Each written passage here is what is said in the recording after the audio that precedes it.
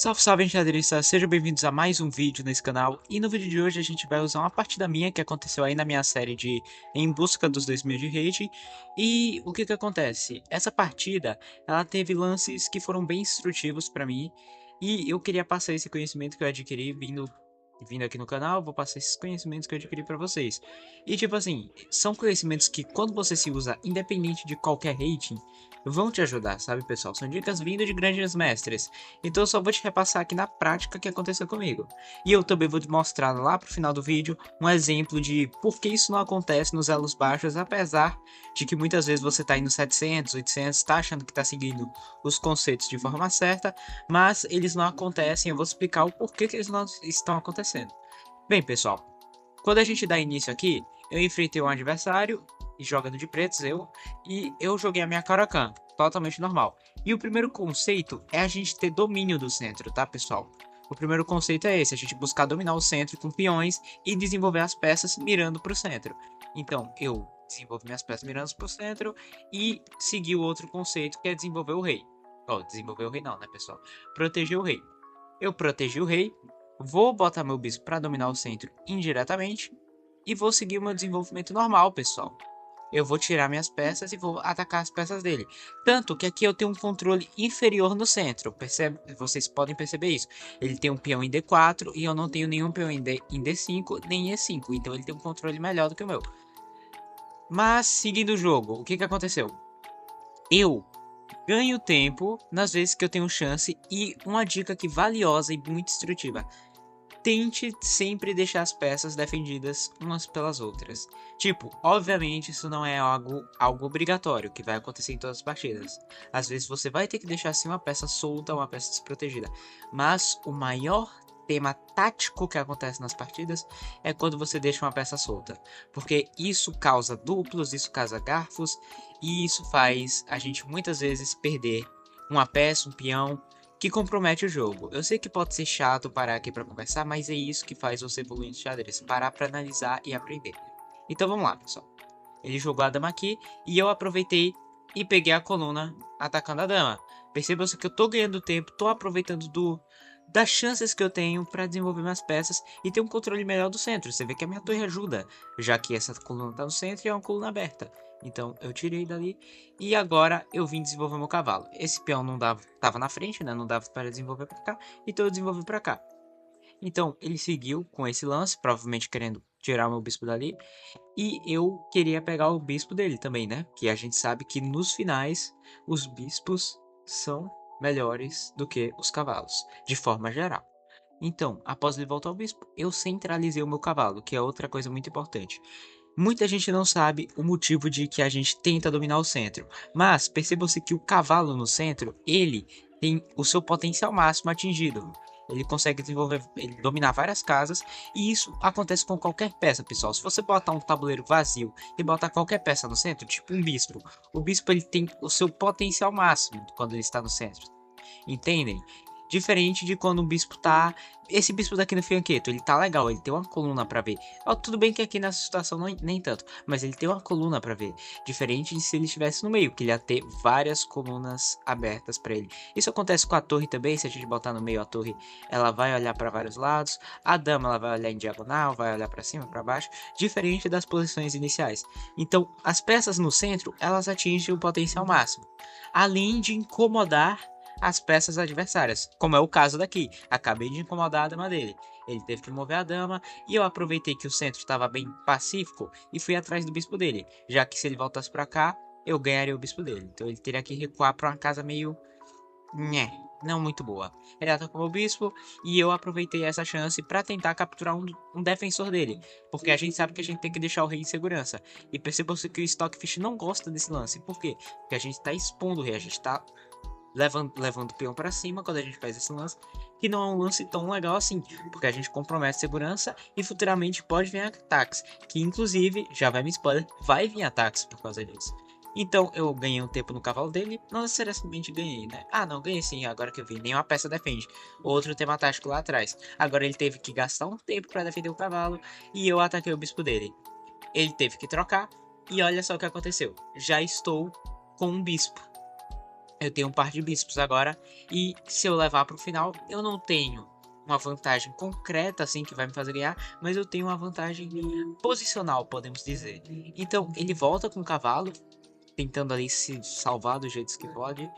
E eu venho com o bispo pra cá porque eu quero, além de eu ativar mais meu bispo, olha que lance interessante. Eu gostei bastante desse lance, porque além de eu ativar mais o meu bispo, eu posso vir pra cá e tentar ganhar tempos na dama, mandar mais peça aqui em direção ao rei dele. Ele fez esse lance e eu ganhei mais um tempo aqui atacando a torre dele. Ele tira a torre dali. E aqui tinha um tema tático, mas eu não acabei vendo e eu não quero comentar sobre isso, porque isso aqui é tema tático e eu tô vendo aqui o que tem destrutivo. Mas caso vocês queiram saber, esse é o melhor lance. E obviamente eu aprendi com ele, né? Agora eu percebo que por ele ter saído, existe temas de abertura aqui, que ele não pode recuar a torre porque toma. E isso é legal de ver, porque você analisa depois o que, que aconteceu e qual tema você não viu. Mas enfim, não aconteceu na partida, mas eu também não fiz nenhum lance que atrapalhasse de forma grande minha posição. Eu fiz esse lance daqui que eu não gostei, honestamente, porque ele tinha essa, eu cheguei a ver, mas eu pensei que podia até ser bom se eu trocasse, se acontecesse alguma coisa, mas o peão aqui estaria caindo depois da troca e eu queria começar ataques por aqui, então não ia adiantar nada, então eu decidi voltar meu bispo. E essa é outra dica, não tenha medo de voltar, não fique preocupado, porque tipo assim, eu fiz esse lance, eu percebi que eu era ruim, que era ruim o lance, né? Eu percebi que era ruim e consequentemente o melhor lance é voltar atrás.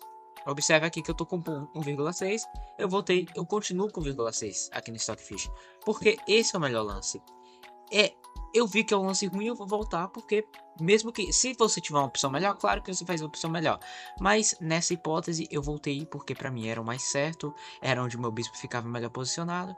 Então eu entendi que eu só gastei um tempo que não foi muito bom, mas eu tive a maturidade de recuar.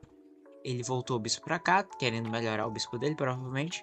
E eu comecei meu plano de tentar me infiltrar, já que tava bem, minha peça estava bem infiltrada aqui, eu tô com uma coluna aberta e vocês percebam-se como esse ganho de espaço tá me ajudando, tá ligado, pessoal?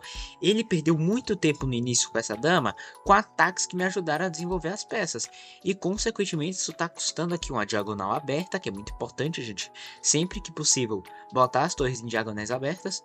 O bispo agora ele tá infiltrado numa casa que tá defendendo aqui, tá criando um monte de ameaça. E depois desse lance, eu infiltrei a torre com um intuito bem simples.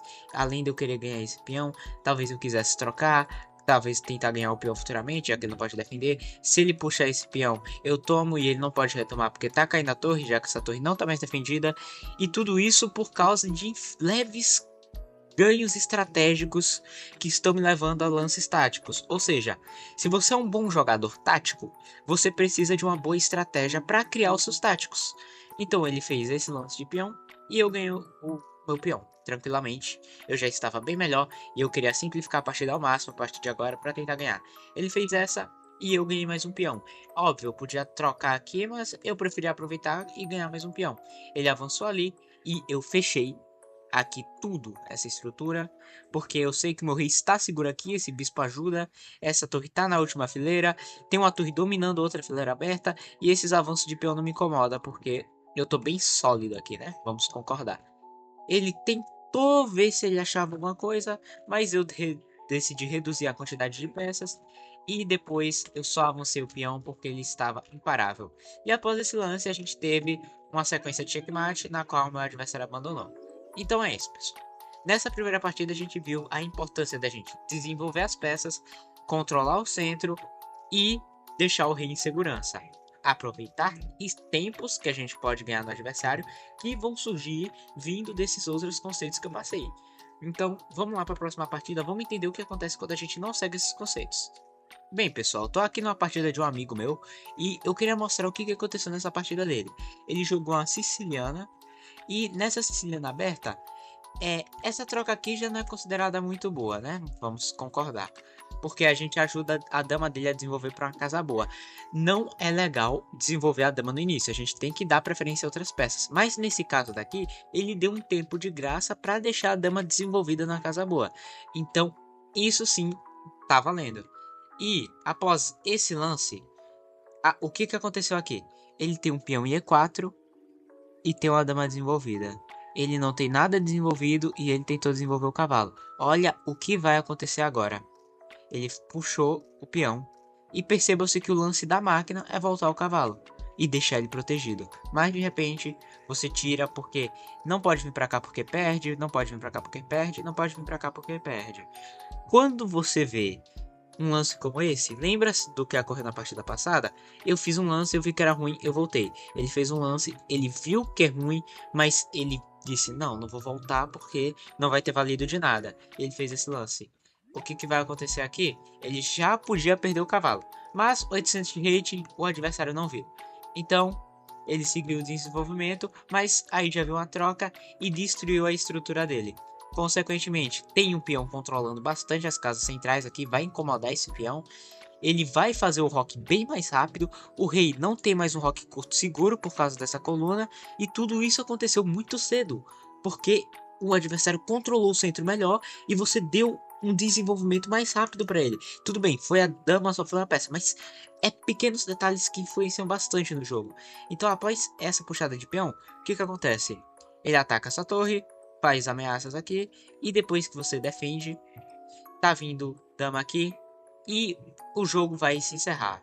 Tipo, o Stockfish dá um ponto de vantagem, mas para mim é muito mais do que isso, porque agora vai cair esse peão futuramente, você tem que se preocupar com muita coisa, tem que evitar o checkmate aqui, vai cair o peão, o seu adversário vai fazer o rock, ele vai ter um desenvolvimento bem mais tranquilo, com muito mais espaço, diferente de você que tá com a estrutura ruim, peões dobrados, peões colgantes, tudo muito separado, nada, tudo muito preso aqui, não tem muito o que fazer, sabe, pessoal? E isso é o que acontece quando você não domina o centro, você não desenvolve as peças e não põe o rei em segurança enquanto há tempo. Então, jogue sólido, deixe suas peças protegidas e eu te garanto que se você conseguir esses conceitos da forma mais básica possível, vai surgir temas táticos durante a partida e o que vão ocasionar na sua vitória. Mas aí, para achar esses temas táticos, é só treinando o puzzle. E aí, como você se pergunta, como melhorar nos puzzles, como melhorar nos táticos, eu fiz um vídeo aí no canal explicando os melhores sites, melhores dicas, melhores jeitos de você treinar puzzle. Então dá uma conferida aí no canal. E é isso, pessoal. Era a mensagem que eu queria passar para vocês. E essas foi os lances instrutivos que apareceram na minha partida. E eu espero que vocês tenham gostado bastante desse vídeo, tá bom? Então já deixa o like se você gostou, se inscreva. E muito obrigado e até a próxima.